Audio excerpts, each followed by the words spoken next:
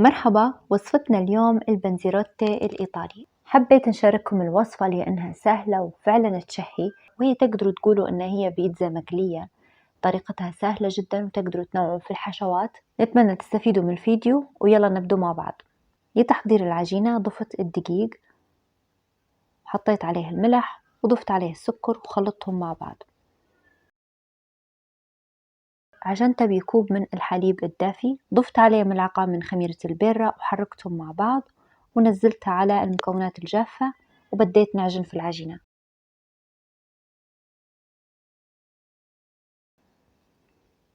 أول ما تلم عندي العجينة راح نضيف عليها الزيت، تقريبا 3 ملاعق من الزيت النباتي أو زيت الزيتون، تستخدموا زي ما تحبوا. وعجنت العجينة كويس لحد ما صار سطحها أملس، وبالطبيعي غطيتها وخليتها لمدة ساعة عشان تتخمر كويس. وهذا شكل العجينة بعد ما تخمرت. طبعا نزلت خميرتها ونزلتها على الكاونتر وقطعتها إلى قطع. أنا درت 6 قطع لمقدار العجينة هذا، وكورت كل حبة بالشكل هذا.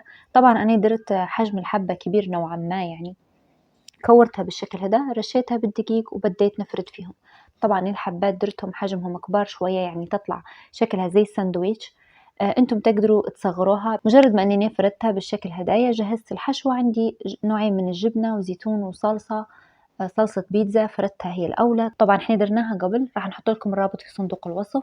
نزلت عليها جبنة الموتزاريلا وجبنة الشيدر، وحطيت عليها زيتون وشرائح من الفلفل الحار، ودهنت الأطراف بالمية باستخدام فرشة، وغطيت العجينة بالشكل هذا ونحاول أن نطلع منها الهواء، ونضغط من الأطراف بالشوكة علشان تلصق كويس.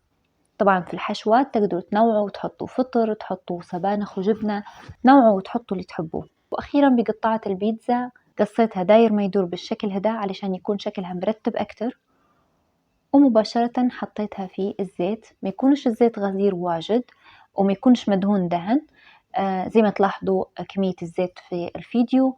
وتكون الزيت ساخن على درجة حرارة متوسطة، لازم انه يكون ساخن على درجة حرارة متوسطة، لا أقل ولا أكتر، علشان تنفش العجينة وتطيب معنا بدون ما تشرب الزيت وبدون ما ان هي تتحمر ومن غير ما تطيب. فقعدت نقلب فيها بالزيت وندير في الحركة هذه بالملعقة، بحيث اننا يعني نحط عليها الزيت الساخن لما تتحمر من جميع الأطراف ويعطيني اللون التحمير الحلو هذا. هذا شكلها بعد ما طابت، يعني سهلة جدا وحلوة، طعمتها روعة، الريحة خيال.